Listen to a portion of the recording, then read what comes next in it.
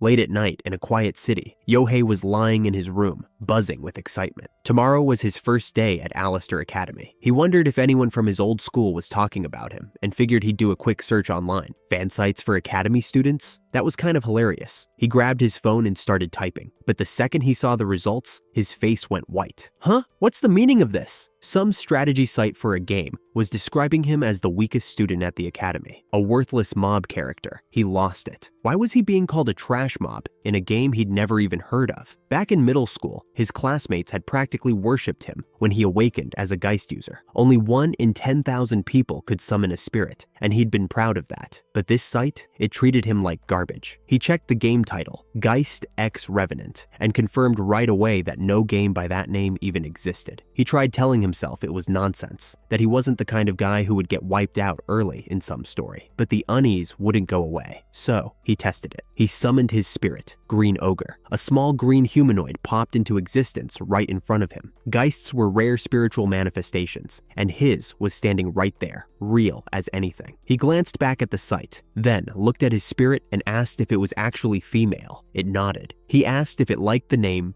Gobumi. It nodded again, practically bouncing with excitement. He forced a laugh, trying to chalk it all up to coincidence, but the pit in his stomach told him otherwise. He went ahead and renamed it Gobumi, and the little creature celebrated on the spot, swinging its wooden club around with joy. The next morning, Yohei got ready and headed out. His mother offered breakfast, but ever since his spirit manifested a year ago, his parents had been acting weird around him. He waved her off, said he didn't want any, and walked out the door. When he reached Alistair Academy, the sheer scale of the place stopped him dead. Whoa! The building was massive. Other students were chatting all around him, but Yohei just stood there with his jaw hanging open. Yohei stood outside National Alistair Academy, silently begging the strategy site to be wrong about one thing. It had said he'd be in class 1-2. He walked inside and found the class list posted on the wall. His name, class 1-2, right there in black and white. You have to be kidding me. Everything on that site was coming true. At the entrance ceremony, the headmaster welcomed the incoming students and talked about hoping for a fruitful academy life. Yohei barely heard a word. He was too busy scanning the room, matching faces to names from the strategy site. Yuki Aya, the class rep type with black hair and glasses, sitting right there. Kakuma Yuichi, described as the future protagonist's best friend, right next to her. And Kazaki Cecil, the silver-haired girl the site called the Saint of Alistair. Every single one matched. Then, the student council president, Todo Sakuya, stepped up to the podium. The site said she was a boss character and the headmaster's daughter. Seeing her in the flesh just drove the point home harder. He really was nothing but a trash mob in this world. In the classroom afterward, their homeroom teacher, Ito Asuka, introduced herself. She taught Japanese and spirit theory and practice. She told everyone they'd be doing self-introductions by attendance number. Yohei's stomach dropped. One by one, classmates stood up and summoned their spirits. Cecil went first, introducing herself with grace and calling out Gurveg, a powerful healer-type spirit. Kakuma jumped up next, full of energy, and summoned Trickster. Both were impressive, and the room buzzed with admiration. Then, it was Yohei's turn. His heart was hammering. He stood up and tried to get his name out, stuttering through every syllable. Mochizuki Yohei, spirit, Gobumi. The second the little goblin appeared, the entire classroom erupted. They laughed at its size, its look, its name, everything. Yohei told Gobumi to go back while the mockery kept rolling. The teacher tried to settle things down, telling them not to laugh too much, but it didn't matter. The damage was already done. Yohei sat there, humiliated, the gap between him and everyone else in that room painfully obvious. The mocking didn't let up. Even after introductions were over, classmates kept cracking jokes about him, laughing about how seeing his goblin made them feel better about their own spirits. Yohei slumped at his desk and stayed quiet. Then, the teacher announced they'd be learning how to use a device called the Geist Reader, which displayed a spirit's stats. Everyone summoned their spirits and touched them to the device. The room lit up with excitement. Students were gushing over Kakuma's Trickster and Cecil's Gurveg, comparing numbers and bragging to each other. Yohei could feel the dread creeping up his spine. He raised his hand and asked the teacher if he could check Gobumi's stats somewhere private. That got even more laughs, and the teacher shut him down, telling him to do it right there like everyone else. No way out. Gobumi pressed her hand to the screen, and her stats flashed up for the whole class to see. Level 3, Strength G, Magic G, Endurance G, Agility E-,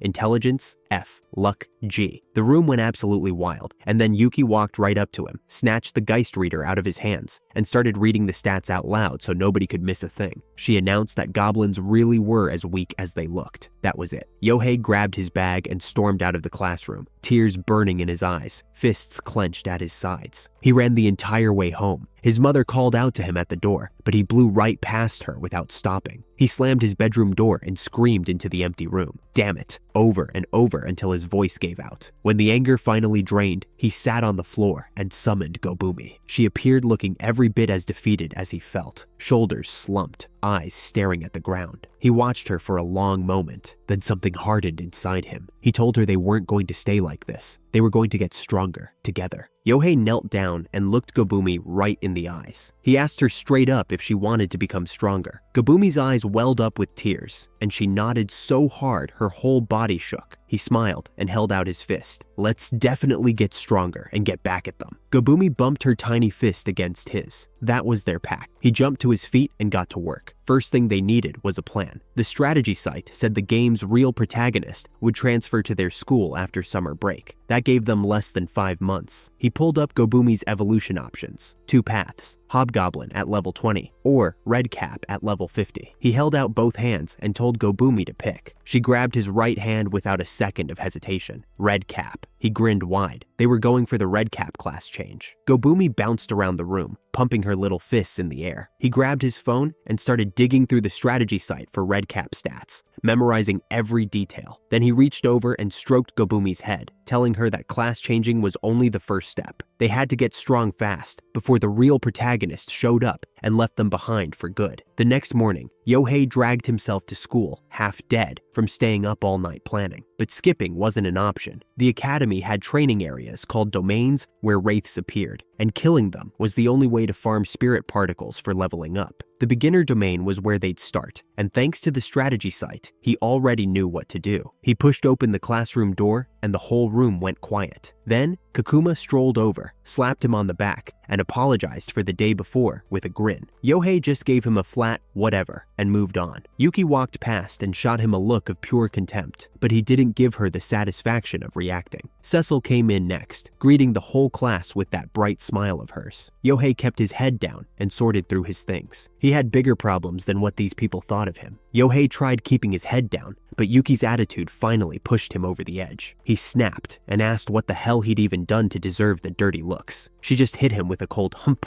and turned away. Before things could escalate, Cecil bounced into the room with her usual bright greeting. The whole class lit up and echoed it back. Yohei had already seen her come in, but this time, it actually hit him. His face went warm. He cursed under his breath, admitting to himself that her smile made his heart skip. Then, Ito-sensei walked in and announced the plan for the day. They were heading out to explore a domain. Excitement tore through the classroom. Yohei could barely contain himself either. He hadn't expected to get access to a domain this early. The teacher explained that domain exploration would become a regular part of their training going forward. She led everyone to a plain, nondescript building on campus and told them this was the beginner domain. A few students squinted at the structure with doubt, but the teacher confirmed it. She told the class to form up in the same groups as the day before. That left Yohei standing alone. As punishment for storming out of class, the teacher told him he'd be exploring by himself. He acted shocked, but she waved it off, saying the place was safe enough that no ordinary student would be in danger. The second she looked away, Yohei smirked. Solo was exactly how he wanted it. He stepped inside, and torchlight spilled across a stone corridor. Even knowing what to expect, the sight of the ruins-type dungeon still impressed him. The strategy site had said the beginner domain was mostly empty, no strong wraiths, no useful items, but it was still the only place where he could start getting stronger. He called Gobumi out and told her to search with him. Together, they moved through the corridors, checking walls and corners, looking for anything hidden. Nothing at first. He urged Gobumi to keep hunting for concealed spots, and they pressed deeper. A group of students wandered in and asked what he was doing there. One of them sighed, completely uninterested in whatever the goblin user was up to. Yohei ignored them and stayed locked on his objective. More mocking followed. The group called him the Goblin Dude and suggested he couldn't handle even the weakest enemies in here. Yohei kept his face neutral and walked away without a word. Then, a voice called out behind him. Cecil hurried over and asked if he was really exploring this place alone. Yohei, caught off guard, nervously confirmed he was. She put it together that the teacher had sent him in solo as punishment and immediately offered to let him join her group. saying it was too dangerous to be here by himself. Her group wasn't having it. They protested loudly, calling him dead weight, asking what she was even thinking. Yohei watched Cecil push back on their complaints, and something in his chest stirred. She really was a saint, but he turned her down. He thanked her and told her he'd be fine on his own. Cecil accepted it reluctantly, telling him to please be careful. The worry on her face was genuine. Once her group disappeared around the corner, Yohei stood there with Gobumi, who looked anything but happy. He noticed the little goblin glaring at him and realized she was jealous. He tried playing it down, telling Gobumi that Cecil just felt sorry for him and nothing more. Then it clicked. He'd almost forgotten the whole reason he was here. His focus snapped back, and he told Gobumi they still needed to find that hidden door. Gobumi tilted her head, confused and still sulking. As Yohei moved through the room, his foot landed on something that shifted. A floor tile sank under his weight, and with a deep rumble, an ornate door materialized right in front of them. He froze. That was the door to the Paraíso domain. The strategy site had said this entrance only appeared in a second playthrough, something that didn't even exist in the real world. The fact that it was here, right now, meant they'd gotten incredibly lucky. Gobumi's mood flipped on a dime. She started nodding excitedly, all jealousy forgotten. Yohei's eyes locked onto the door. This changed everything. Yohei thought about pushing through to the third floor right then, but he caught himself. Other students were still wandering through the beginner domain. If anyone spotted this door, his secret advantage was gone. He told Gobumi they'd come back after school, once everybody had cleared out. She nodded, though the disappointment on her face was hard to miss. They spent the rest of the session going through the beginner domain's first layer, getting a feel for the layout. After school, Yohei headed straight back. He stood in front of the stone entrance with Gobumi at his side, ready to finally go in, when a voice cut through the quiet. "Hey, what are you doing here?" He turned and froze. Todo Sakuya, the student council president, wine-red wavy hair, crimson eyes, and the kind of presence that made you stand up straighter just being near her. The strategy site had listed her as a boss-level character and the headmaster's daughter. She explained casually that she was the current student council president of Alistair Academy and that the school had multiple domains spread across campus. Yohei remembered from the site that she had driven out the previous student council president and could basically do whatever she wanted thanks to her family connections. As Sakuya walked through the area, a second year named Natsume approached and greeted her with a mocking edge in her voice. Sakuya didn't rise to it. She stayed composed, offered a quick apology, and excused herself, saying she was in a hurry. Then her attention landed on Yohei, standing alone at the entrance. Curiosity crossed her face, and she walked straight over. He stammered out an introduction, managing to get his name out. Mochizuki Yohei, first year. Sakuya raised an eyebrow. It was rare for anyone to try entering the beginner domain solo, she told him, and her interest was clearly piqued. With a confident smile, she announced she would show him around. It had been a year since she'd last visited, and she wasn't about to pass up the chance. Before Yohei could even think about protesting, she grabbed his hand and pulled him forward. The two of them disappeared through the entrance together, torchlight swallowing them as they moved deeper inside. Once they were deep enough inside, Sakuya let go of his hand and slowed down. She looked around with a nostalgic smile, saying the place felt familiar after all this time. Then, she brought up her spirit, remarking that Guansheng Dijun was nearly the strongest in the entire academy. Yohei could only stare, completely in awe. He stammered out that she looked incredibly strong. Sakuya grinned and offered to show him the full stats, saying she'd act like a proper senior for once. The Geist reader lit up. Level 67, Strength SS, Endurance S+,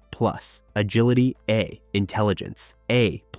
But there was also a weakness listed, Water attribute. Yohei was amazed, though the weakness made him nervous. He asked if it was really okay for him to see that kind of information. Sakuya waved it off with a teasing smile and asked if he was planning to fight her. Yohei panicked and denied it so fast, she burst out laughing. She told him he must be bored handling wraiths on his own and suggested they explore the domain together. Before Yohei could even process the offer, enemies showed up. A horn rat appeared ahead of them, a small, fast wraith wrapped in chains. Sakuya told him she was counting on him. He froze for a second, then called Gobumi out. The little goblin charged without hesitation. The fight was rough. Gobumi was fast enough to connect, but her attack power was so low that each hit barely scratched the thing. The horn rat fought back hard, and for a while it looked like she might lose. Sakuya watched closely and noted that the odds were stacked heavily against her, that even the spirit seemed afraid. She called on Guansheng Dijun to step in and back Gobumi up. but Yohei refused to let Gobumi fold. He shouted at her not to falter, that it was fine if she couldn't finish it in one shot, to just keep swinging. "You won't lose. You'll definitely get stronger." Gobumi pushed through and brought the horn rat down. Sakuya stood there watching, quietly struck by what she had just seen. Most spirit users she knew treated their geists as tools, nothing more. But the bond between Yohei and Gobumi was something else entirely. She murmured to herself that this was interesting. Yohei noticed Sakuya staring and apologized for interrupting whatever she was thinking. She blinked and admitted she'd gotten lost in her own head for a moment. Then she told him, plainly, that she had taken a liking to the two of them. Yohei didn't know what to do with that. She smiled and said they should keep moving, that she was counting on him again. But Yohei suddenly called out for her to wait. His voice cracked. He asked the question that had been eating at him. Didn't she have anything to say about Gobumi's appearance? Didn't she feel anything about how pathetically weak they were? Sakuya looked at him for a long moment. She understood exactly what he was really asking. She told him firmly that a spirit's strength at this stage meant nothing. All he needed to do was train her up, and class changes would make Gobumi even stronger down the road. Giving up on a spirit this early, she said, was the height of foolishness. Then she added, more gently, that she actually thought Gobumi was quite lovely. That broke him. Yohei's eyes filled with tears, and he couldn't hold them back. After all the mockery from his classmates, after his own teacher writing him off, someone was finally telling him it was going to be okay. Sakuya looked worried and called out his name, but he was already gone. Once they made it outside the dungeon, Yohei pulled himself together and apologized for the sudden outburst. Sakuya told him not to worry and asked if he was all right, offering to listen if something was bothering him. He insisted he was fine, still red with embarrassment. Then, Sakuya brought up something she had noticed during the fight. His movements were unusual, she said, almost like he'd already built a fighting style designed specifically for taking on wraiths. Yohei explained the truth. His homeroom teacher had punished him to explore alone because he disrupted class, and on top of that, everyone mocked him for Gobumi. Understanding dawned on Sakuya's face. She smiled warmly and made him an offer right there. She wanted to explore dungeons with him going forward, not just the beginner area, but real domains like Graham Tower. Yohei accepted without a second thought, but said he wanted to keep training in the beginner domain first. He promised they'd venture together soon. Sakuya told him she was looking forward to it. Before they parted, Sakuya mentioned she'd explored nearly every domain on campus and told Yohei not to hesitate if he ever needed help. He thanked her sincerely. Gobumi stood beside him, attentive, watching the whole exchange. Sakuya laughed softly and said this was going to be fun, which left Yohei a little confused. They said their goodbyes outside the dungeon entrance and headed in different directions. Sakuya made her way back to the main building and walked straight into the headmaster's office. The door creaked open to reveal a scholarly interior with a chandelier hanging overhead. The headmaster sat behind his desk, surprised to see her. He asked if something had happened, and Sakuya told him there was something she needed to discuss. Meanwhile, back at the beginner domain, Yohei stood before the ornate doors of the Paraiso domain with Gobumi at his side. He asked if she was ready. The little goblin nodded firmly. They pushed the doors open and stepped through together. What waited on the other side took his breath away. A vast open landscape stretched out before them, towering arches framing an endless sky. Leaves drifted lazily through the air. Streams cut through gardens lined with columns and blooming flowers. The Paraiso domain was beautiful, almost too beautiful to be a dungeon. Yohei stood wide-eyed, trying to take it all in. He recalled from the strategy site that this was a post-game area, a reward zone meant for players who'd already cleared the main story. The threats in here were on a completely different level, and getting caught meant it was over. They moved carefully, sticking to the route he'd memorized. Then they spotted it, a towering wraith, heavily chained and gripping a massive sword, standing guard ahead. Every muscle in Yohei's body went taut. He and Gobumi crept around the entity as quietly as they could, hugging the walls and tracking its patrol pattern. They slipped past without a sound. Yohei exhaled. The danger in this place was real, but so was the opportunity. This was where they'd find what they needed to grow stronger. They pressed deeper into the Paraiso domain, but the danger wasn't behind them yet. Another chained wraith stood guard further down the corridor. Yohei and Gobumi crouched behind a pillar, watching it carefully. The movement pattern matched exactly what the strategy site had described, which was both a relief and terrifying. He whispered to Gobumi that the second the wraith turned its back, they'd sprint. The wraith began to shift. Every muscle in Yohei's body wound tight. The moment it turned, he shouted, "Now!" and they bolted, tearing down the passageway without looking back. Once they were clear, Yohei doubled over to catch his breath. It worked. He held up his hand, and Gobumi gave him an enthusiastic high five. He told her they probably wouldn't see any more wraiths ahead, but warned her to stay sharp anyway. They reached the dead end and found the hidden floor mechanism. Gobumi looked anxious, but Yohei reassured her they were in the right spot. He activated it exactly as the strategy site had instructed, and a wooden chest appeared. A rock placed on the mechanism would keep it triggered, ensuring the chest would respawn later. Inside sat a Shisu Maru, a consumable item that slightly boosted a spirit's agility. He held it up with excitement and told Gobumi to eat it. She popped it in her mouth and immediately made a face of pure disgust. He asked if she felt any different. She shook her head. He laughed and reminded her the effect was supposed to be tiny anyway. Exhaustion was creeping in, but he gathered himself and told Gobumi they couldn't afford to slack off. Every one of these pills was another step forward. Gobumi looked worried, but Yohei patted her on the head and thanked her for sticking with him. That little gesture said everything about what kept him going. Yohei stroked Gobumi's head and told her this was their path forward. She looked up at him and nodded with determination. They stood in the Paraiso domain, surrounded by that impossibly beautiful architecture, with the stone still sitting on the mechanism. Sweat dripped down his face as he reached for the chest again. It opened. Another Shisu Maru. He pumped his fist. The strategy site had explained that this was actually a bug in the game, one that allowed infinite retrieval as long as the mechanism stayed triggered. Each pill only nudged Gobumi's agility by a tiny amount, but it was their only real advantage. He told himself they'd take whatever they could get if it meant surpassing the game's protagonist. He looked at Gobumi with fire in his eyes and told her they were doing this. She matched his energy completely. Every small gain was a victory. By the time Yohei dragged himself out of the domain, he was running on fumes. 5 Shisu Maru collected in total. Standing there trying to catch his breath, Sakuya appeared and told him he looked like he'd worked hard. Just seeing a friendly face eased something in his chest. Then, she dropped something unexpected on him. There was going to be a visit to his parents' house that evening, a formal apology for the punishment incident. Yohei was stunned. He couldn't believe anyone would go that far for him. Sakuya just smiled and told him to get in the car. They drove to his house in a black luxury vehicle. Pulling up to his own home, Yohei felt more nervous than he had inside the dungeon. The second they stepped through the door, he heard his mother's voice, sharp and furious, coming from the living room. She was telling the school officials she couldn't forgive what had happened. Yohei froze. Sakuya stepped in calmly and told his mother she understood how she felt, but asked her to calm down for a moment. The teacher was there too, head bowed, stammering through an apology about sincerely regretting any inconvenience caused. But Yohei's mother wasn't having it. She insisted that an apology wasn't enough, not when her child's safety had been put at risk. The school officials kept their heads bowed, acknowledging the severity of what had happened. One of them admitted that in the worst case, Yohei could have died. His mother's voice cracked as she told them she had never even wanted him to attend the academy in the first place. She explained that when his Geist first manifested, Yohei had been so happy. He had stood there beaming, his little spirit smiling right alongside him, and the joy on his face had softened her enough to let him go. But the spirit looked sickening to other people, and she had always been terrified of what would happen when other Geist users saw it. She had known, deep down, that her son would be ridiculed. She turned on the teacher and let her have it. She said her son had been hurt, just as she feared. The teacher had been part of it too, laughing and sneering right along with the students. "Tell me the truth. Why did you hurt my child?" The teacher stood there flustered, unable to answer. Yohei watched the whole scene from the hallway, with Sakuya beside him, pain written across his face. His mother declared she couldn't let him attend the academy anymore. They were leaving. Sakuya leaned toward him and said quietly that he had a good mother. Those words hit harder than anything. For the first time, Yohei understood. His mother had never been distant because she disliked his spirit. She had been worried about him this entire time. Before she could make it final, Yohei rushed into the room. "Wait a minute, Mom." He laid it all out. He admitted that his teacher and classmates had bullied him, but he said he wanted to keep going to school. He was doing his best to get stronger. His mother stood in the kitchen, looking at him with a mix of heartbreak and concern. She asked if that was really what he wanted. He answered without hesitating. Yeah. She held his gaze for a long moment, then finally said she understood. The tension in the room broke. Outside, the night sky stretched wide and quiet as the weight of the confrontation lifted, replaced by something that felt like relief. Yohei and his mother stood at the door and bowed together as the school officials left. The headmaster smiled while the others returned the bow. Once they were gone, Yohei turned to his mother. He said her name softly, and she looked at him with surprise. He told her thank you, his voice thick with emotion. Her eyes filled with tears, but she smiled through them and said it couldn't be helped. She wiped her face and told him to hurry up. That dinner was waiting, and he needed a bath because it was getting late. The next morning felt different. Yohei came downstairs and greeted his mother with a simple, "Good morning." She smiled warmly and said it back, calling him by name. Something had shifted between them. He sat down for breakfast and actually appreciated the meal she'd made. Both of them were making progress, and he could feel it. At school, the year head teacher stood at the front of the classroom and announced that Ito-sensei would be absent for a while due to a sudden illness. The students murmured. Yohei caught the implication that the truth was closer to a forced leave than any real sickness. The yearhead moved on to the day's main announcement. Graham Tower was now accessible to first years, and exploring it was a requirement. Yohei's ears perked up at that. The whole class was taken to the base of the tower, and the sight of it made everyone stop. The structure towered over them, completely different in scale from anything they'd seen. Yohei muttered in awe at the sheer presence of the place. Then Sakuya appeared beside him and told him not to worry. It would be just the two of them exploring together. He blinked and asked if she was serious. Just the two of them. Sakuya told him confidently that she could handle the tower on her own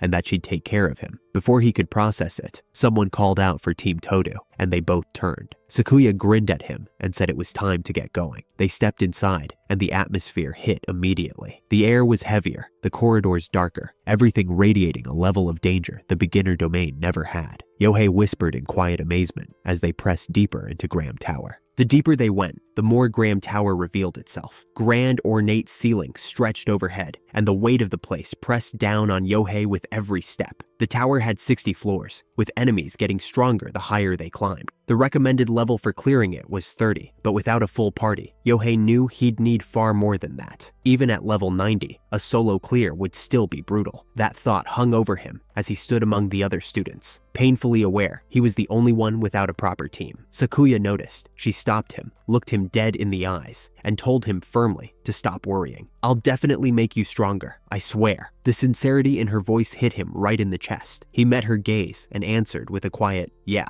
That was all he needed. As they pushed through the tower together, the results came fast. The wraiths here gave nearly double the experience compared to the beginner domain, and Gobumi was climbing levels at a pace Yohei hadn't expected. Sakuya congratulated him, and he pulled out his Geist Reader to show her where things stood. Level 20, strength and endurance still stuck at G, but agility had shot all the way up to B-. The stats were wildly lopsided, but the progress was undeniable. Sakuya stared at the numbers and told him this was genuinely amazing. His face went red. He patted Gobumi on the head and thanked Sakuya for everything. Her encouragement at the moments that mattered most was what kept him going, and he wanted to pay that kindness back with real results. He straightened up and urged her to keep moving, determination burning brighter than before. It wasn't long before they ran into another group. A blonde student at the front recognized Yohei immediately, and her companions exchanged looks and whispered reactions. Someone snickered and said the student council president had signed up for the freshman survey just to babysit a goblin user. The remark stung, and Gobumi tensed up beside him, but Yohei held his ground and refused to let the jab break his focus. The blonde student smirked at Sakuya and told her she sure talked big. Sakuya smiled back without flinching and said that if she truly thought that, she didn't have much of an eye for talent. The smirk widened into a full grin, and the girl laid out a challenge. By the end of the semester, if Yohei could get Gobumi's stats to match the average of the freshman class, Sakuya would win. But if he couldn't, the challenger would win. Yohei's stomach dropped. He realized she probably already knew Gobumi's stats from Yuki or Kakuma. She repeated the terms to make them crystal clear. Someone nearby warned Sakuya not to accept, but Sakuya didn't hesitate. She agreed on the spot, stunning everyone around them. The girl laughed and said she admired the confidence. Then, Sakuya declared in front of everyone that Yohei would live up to her expectations. The challenger sneered and raised the stakes higher. She said if Sakuya lost, she should step down as student council president, mocking her for only holding the position because of family connections. Sakuya agreed to that too. Yohei panicked and tried to stop her, but it was was already done. The girl made sure the people around them heard every word, declaring they were all witnesses. Sakuya met the taunt head-on and told her she should be worrying about what Sakuya would demand when Yohei succeeded. The girl laughed it off and walked away with her group. Once they were gone, Yohei asked Sakuya how she could stay so calm when her position was on the line. She just smiled and told him he had nothing to worry about. All he needed to do was focus on getting stronger. After a quiet moment, Yohei brought up something that had been on his mind. The academy would be closing for holidays soon, and he needed access to the domains during the break. He asked Sakuya if she could arrange permission and if she'd be willing to come with him. She agreed without a second thought. Walking back, Yohei gripped his Geist Reader tight. The game's protagonist would be transferring to the academy soon. Time was running out. He told himself he'd get stronger no matter what, even if he had to squeeze every last piece of information out of the strategy site. Gobumi stood beside him, silent but steady. They'd come a long way, but the real fight was just beginning. And so the real fight began. Yohei threw himself into training harder than ever. Sakuya called out encouragement as Gobumi landed a clean counterattack on an enemy, and Yohei watched with pride. His little goblin was getting sharper by the day. Sakuya praised him afterward, and the rhythm of their routine became clear. Every weekday, the beginner domain. Every weekend, Graham Tower with Sakuya, pushing him further. But something had been nagging at him. He asked Sakuya why they always stopped at floor 10 and never went higher. She deflected, telling him they'd talk about it after midterms. He dropped it, but the message was obvious. She was pacing him, making sure he didn't rush into something he couldn't handle. He appreciated it more than he could say. Then, Yohei mentioned he wouldn't be able to make their usual Saturday session. Sakuya looked surprised, but accepted it without pressing. She reminded him not to go past the 5th floor on his own, and he thanked her with a bow. She smiled and told him she'd catch him later. As she walked away, Yohei stood there feeling the weight of the day's exhaustion settle in. Before he could think about heading home, a voice cut in. Cecil called out to him with an urgent expression. She said there was something important she needed to ask. She wanted him to take her to Graham Tower. Yohei was confused at first, but Cecil explained herself. She hadn't been inside the tower since the observation day and wanted to explore it properly, but she had no one else to go with. She pointed out that Yohei had the most experience of any first-year thanks to his training with Sakuya, and she asked him earnestly to come along. His face warmed at the compliment. He agreed. They settled on Saturday morning at 8, since Sakuya wouldn't be at the domain until after 2. The timing lined up perfectly. Saturday morning arrived, and Yohei waited at the school gate. Cecil showed up early with a cheerful greeting, asking if she'd made him wait. He told her he'd just gotten there himself. Together, they walked to Graham Tower. Before heading in, Cecil suggested they check each other's spirit stats so they could coordinate better inside. Yohei agreed and handed over his Geist Reader with Gobumi's stats on display. Cecil showed hers in return. Her spirit, Gervaig, appeared on the screen with its stats laid out. Yohei noticed internally that the numbers matched what the strategy site had listed. Despite the level difference between their spirits, he awkwardly praised Gervaig, and Cecil complimented Gobumi's level right back. They stepped inside. The tower's stone corridors stretched before them as they climbed. On the 5th floor, Cecil commanded Gervaig to fire a light arrow, and the spell struck its target clean. She celebrated with genuine excitement, thrilled they'd made it this far without trouble. Yohei was impressed, but a little uneasy. He suggested they head back, figuring the 5th floor was a good stopping point. Cecil wasn't having it. She tugged on his arm and asked to keep going, insisting they were doing great. Yohei hesitated. He'd never taken anyone past this point, except with Sakuya. Cecil leaned in closer, eyes wide, and begged him to take her to the 10th floor. The look on her face made it impossible to refuse. He gave in, setting the hard rule that floor 10 was the absolute limit. Cecil accepted gratefully. When they reached the 10th floor, Yohei warned her the wraiths up here were considerably stronger. Cecil summoned Gervaig and launched Holy Impact at the first enemy, obliterating it effortlessly. She was far stronger than he'd realized. He tried to call it there, telling her they should head back. Cecil protested right away, pushing to go just a little further. Yohei shook his head. This was the edge of his explored territory, but Cecil grabbed his hand and pleaded one more time. He couldn't say no. Yohei agreed on one condition. The moment things got dangerous, they were turning back. Cecil thanked him with enthusiasm, and they pressed past the 10th floor. To his surprise, the the climb went smooth. Cecil's magic tore through every enemy they ran into,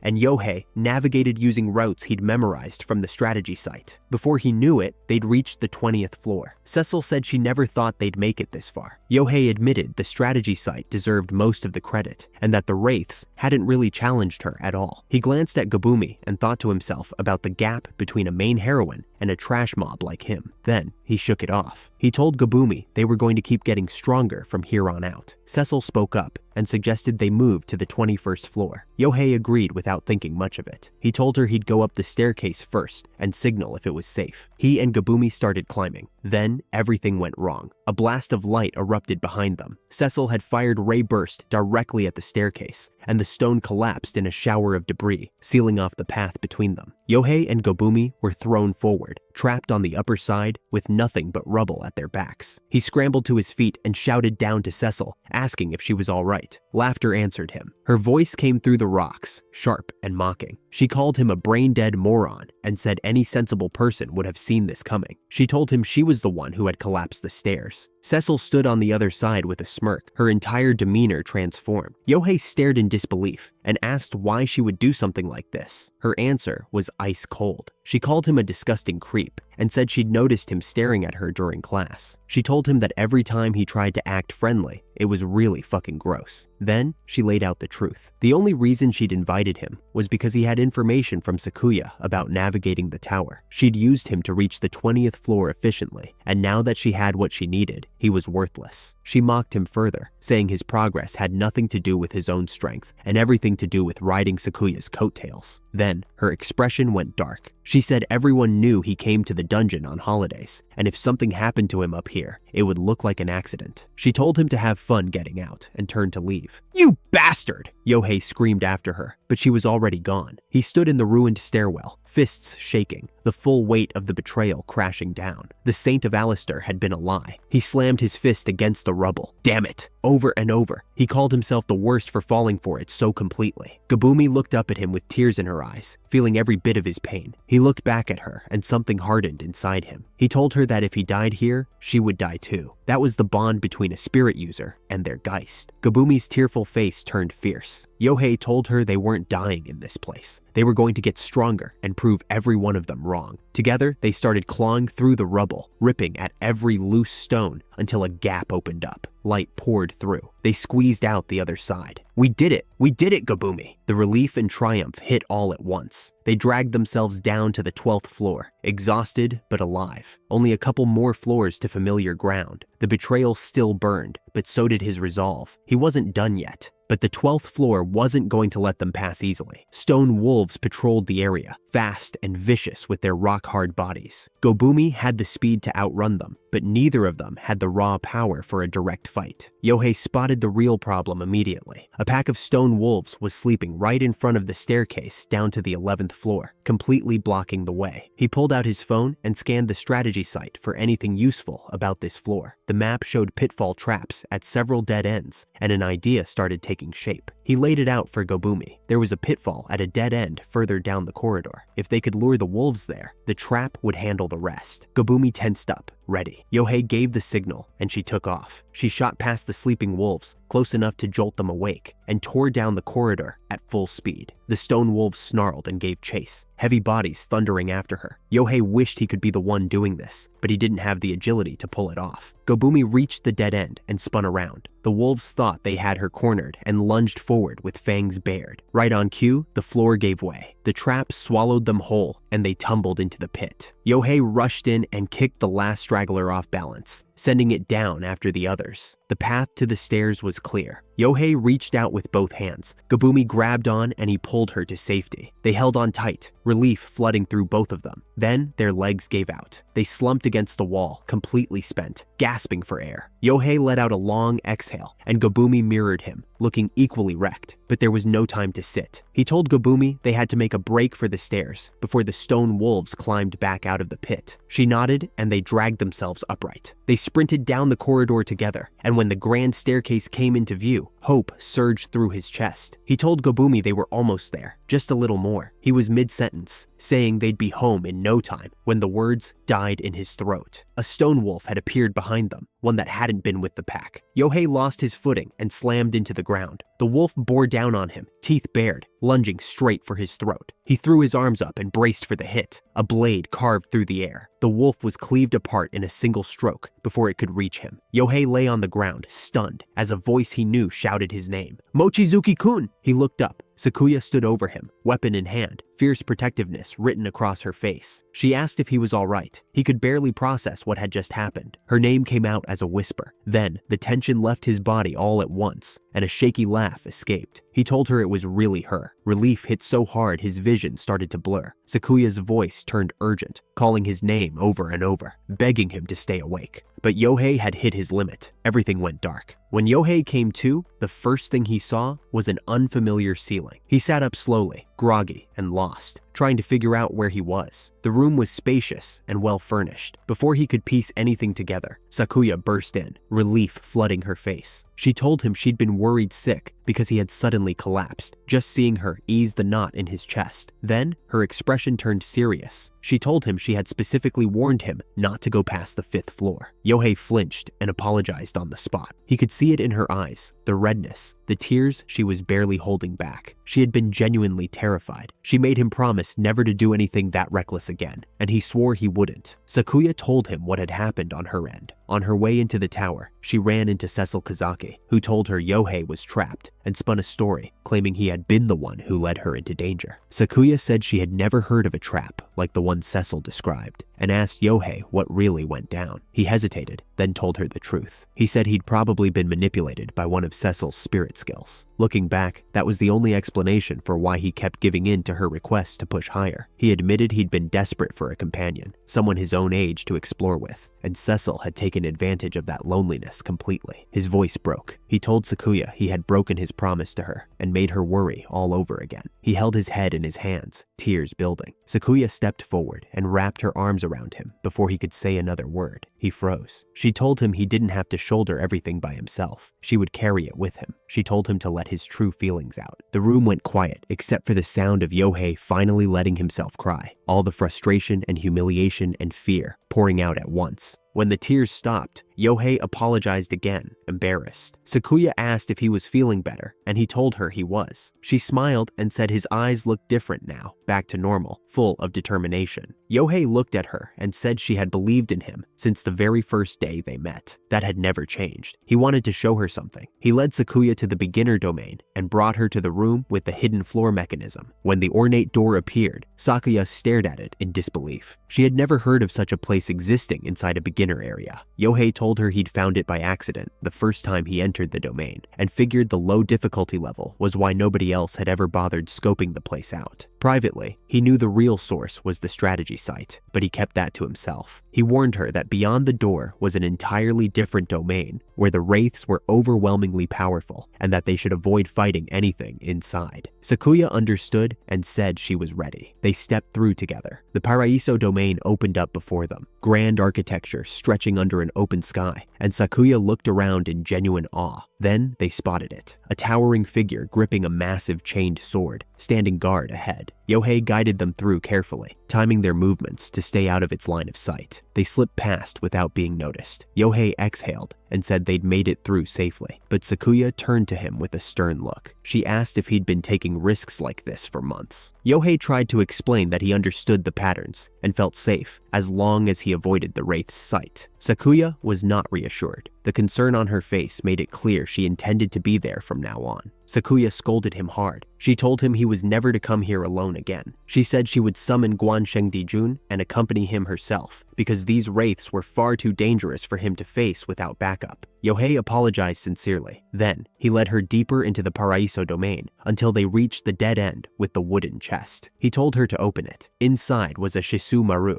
a consumable that slightly boosted a spirit's agility. Sakuya looked skeptical at first, but when Yohei explained that the item respawned every time they left and re-entered the area, her eyes went wide. He told her this was the secret behind Gobumi's growth. He pulled up Gobumi's status on the Geist reader and showed her. Agility, a plus. Sakuya stared at the screen, stunned. She demanded to know how many times he had come here to farm these pills. Yohei smiled sheepishly and admitted he'd lost count a long time ago. Sakuya's expression softened into something warm and proud. She told him he was amazing, her cheeks flushing, and ruffled his hair playfully. Yohei went red, but couldn't stop grinning. They gave Gobumi another Shisumaru. The little goblin took it and made a face of disgust, same as always, but swallowed it down. They checked her status again, and both of them stared in surprise at the agility number. It had jumped again. Sakuya congratulated him with genuine excitement and suggested that their next step should be a class change. They needed to get Gobumi to level 50, and that meant heading to Graham Tower to grind. Yohei agreed, ready to move, but as they turned to leave the Paraiso domain, movement caught their eye. The massive knight-like wraith that had always stood motionless at its post was turning its head. It was looking directly at them. They froze. The wraith stepped forward, its presence filling the corridor. Sakuya realized what had happened immediately. She apologized and explained that her spirit Guanshengdi Jun had a passive skill called intimidation, and it must have alerted the wraith to them. She told Yohei with calm resolve that she would stay behind and buy him time to escape with Gobumi. Yohei's answer was instant, no. He told her he would never run away and leave her behind. Facing this thing alone was suicide, and he refused to let her throw her life away. Sakuya tried to insist, but Yohei cut her off. Don't underestimate me, senpai. If they were escaping, they were doing it together. Sakuya looked at him, startled by the intensity, and then smiled. She agreed. Yohei pulled himself together and laid out a plan. First, Sakuya needed to withdraw Guanshengdi Jun to stop the intimidation from making things worse. Then, he turned to Gobumi and explained what he needed her to do. She nodded firmly. Gobumi took off at full speed, grabbing bottles from Yohei's supplies. She dashed toward the dead end where the wooden chest sat, pouring the contents across the floor and walls as she ran.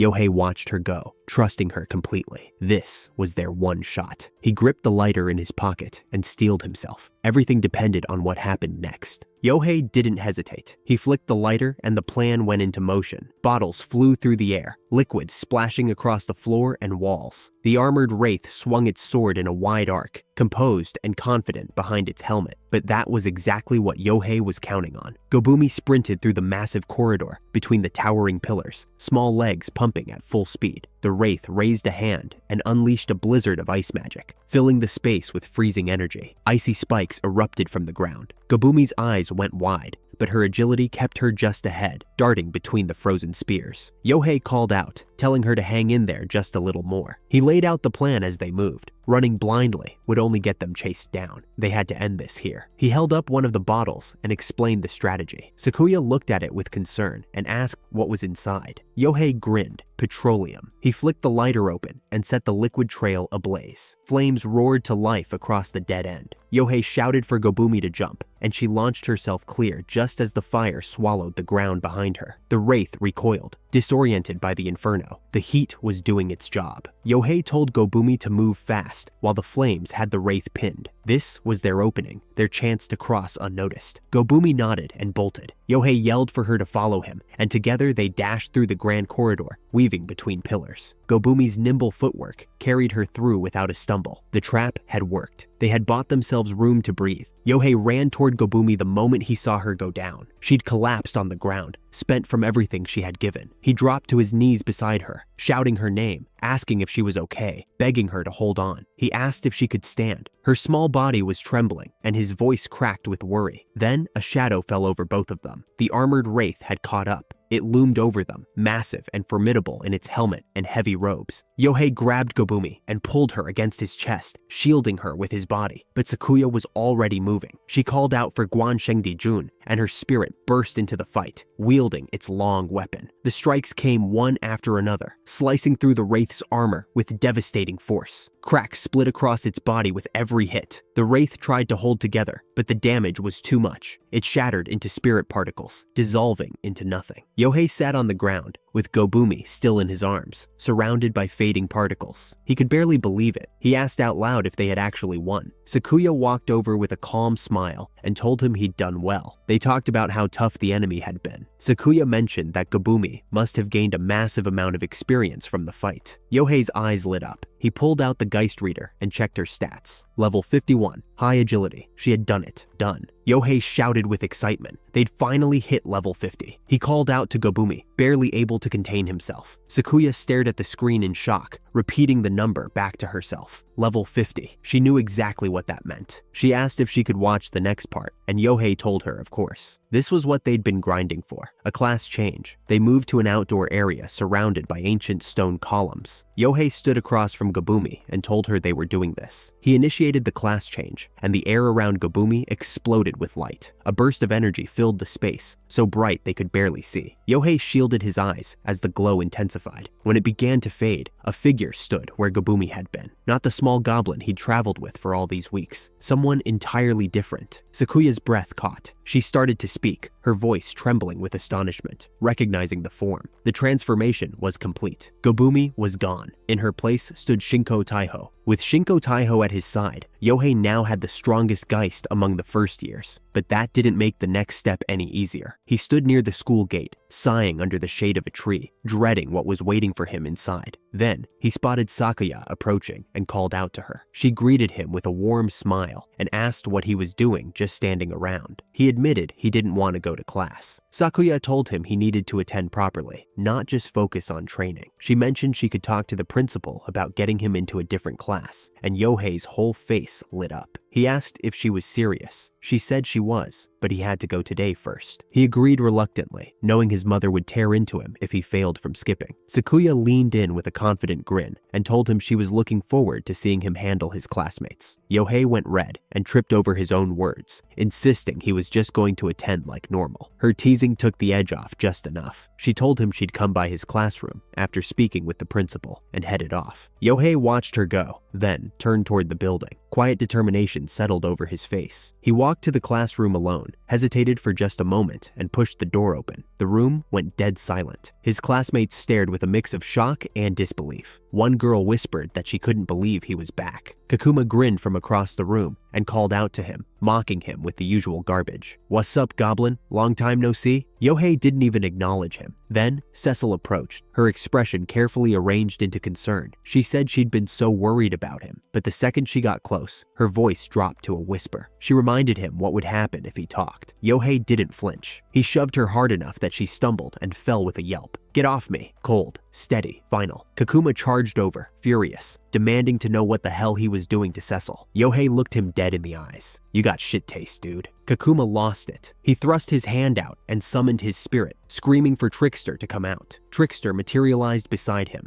and Kakuma jabbed a finger at Yohei, threatening to let it slide if Yohei got on his knees and apologized. He warned that using a spirit against a student was a punishable crime. The class rep glanced over with a calm expression and said she didn't see anything wrong, covering for Kakuma, same as always. Yohei smirked. The class rep playing blind worked perfectly in his favor. He called Shin out. Shinko Taiho appeared in a dazzling flash, and the entire classroom froze. Kakuma's eyes went wide. Students stammered, unable to process what they were looking at. Yohei told them casually that while they'd been playing around, he'd gotten a class change done. Kakuma's face twisted with frustration. He screamed for Trickster to attack, but Shin was already there. A binding spell locked Kakuma in place before Trickster could even move. His body went rigid. He strained against it, gasping that he couldn't move. Yohei explained it calmly. Shin's ability was called Hojutsu. It could immobilize a target completely, shut down their senses, or even kill them. Kakuma's face went white. Yohei leaned in close and told him that if he wanted forgiveness, he could start begging. The tables had turned completely. Then he looked at the class rep, who'd gone stiff as a board. He told her not to try anything, asking if the prim and proper class rep would really dare a sneak attack while he was still talking. She broke into a visible sweat and didn't move a muscle. Sakuya's voice cut through the room like a blade. She stepped inside with a stern look, took one glance at the scene, and sighed. "A really classy act, aren't you?" The tension in the room shifted instantly. She clapped her hands together and told Yohei that was enough. asking if he didn't think this was good enough. Cecil, who'd been watching from the floor, clenched her fist. Her foot shifted forward. Sakuya turned to her and spoke directly. She asked Cecil what she thought would happen if Sakuya talked about what had really happened. Cecil's face drained of color. She started trembling, unable to get a word out. Cecil looked momentarily relieved that the attention had shifted off the confrontation, but it didn't last. Then her composure shattered. She rushed at Sakuya with tears streaming down her face, crying out that Yohei had summoned his geist and started rampaging. She begged Sakuya to stop him before he did something he couldn't take back. Sakuya didn't flinch. She told Cecil flatly that there was no chance Yohei would ever do something like that. Cecil stammered, thrown off, and tried thanking Sakuya for always being kind to her. Sakuya's expression went ice cold. She told Cecil that thanks to her, Sakuya had been able to find the truth about what happened, including all of Cecil's involvement. Cecil's eyes blew wide with panic. She denied everything at the top of her lungs, but Sakuya shut her down with one word: silence. She warned there would be a proper follow-up. Then her voice rose with conviction. She declared that Yohei was a man she personally held in high regard, and she would not forgive any more attacks on his character. Yohei's cheeks burned. He hadn't expected her to say something like that in front of everyone. Sakuya turned to him and extended her hand with a warm smile. "Shall we?" Yohei took it without hesitation. Yes. They walked out of the classroom together, Shin following beside them down the corridor. Yohei looked at Sakuya and made a silent vow. From now on, he would walk this path alongside the best ally he could ever ask for. He was going to change the outcome of this story. Sakuya smiled brightly as they headed forward together.